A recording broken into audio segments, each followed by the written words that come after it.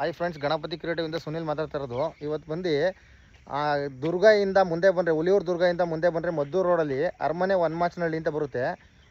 ಅರಮನೆ ವನಮಾಚನಹಳ್ಳಿಯಿಂದ 1.5 ಕಿಲೋಮೀಟ್ರ್ ಟಾರ್ ರೋಡಲ್ಲಿ ಮುಂದೆ ಬಂದರೆ ಒಂದು 300 ಮೀಟ್ರು ನಕಾಶೆ ರೋಡಲ್ಲಿ ಬರುತ್ತೆ. ಮನ್ ರೋಡಲ್ಲಿ ಆ ರೋಡಲ್ಲೆಲ್ಲ ಫಾರ್ಮ್ ಲ್ಯಾಂಡ್ಗಳೆಲ್ಲ ಆಗಿದ್ದಾವೆ. ಆಲ್ರೆಡಿ ಫೆನ್ಸಿಂಗ್ಗಳು ಈ ಥರ ಎಲ್ಲ ಹಾಕೊಂಡು ತೋಟಗಳಿಗೆ ನೋಡಿ. ಇಲ್ಲಿ ಪಕ್ಕದಲ್ಲೂ ಒಂದು ಫೆನ್ಸಿಂಗ್ ಎಲ್ಲ ಆಗಿ ಫಾರ್ಮ್ ಲ್ಯಾಂಡ್ಗಳ ಥರ ಎಲ್ಲ ಮಾಡ್ಕೊಂಡಿದ್ದಾರೆ.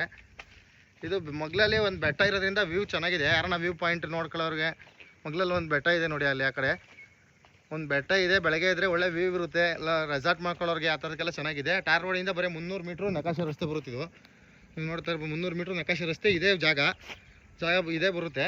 ಇದು ಬಂದು ಲೋ ಬಜೆಟಲ್ಲಿ ಇದೆ ಪ್ರಾಪರ್ಟಿ.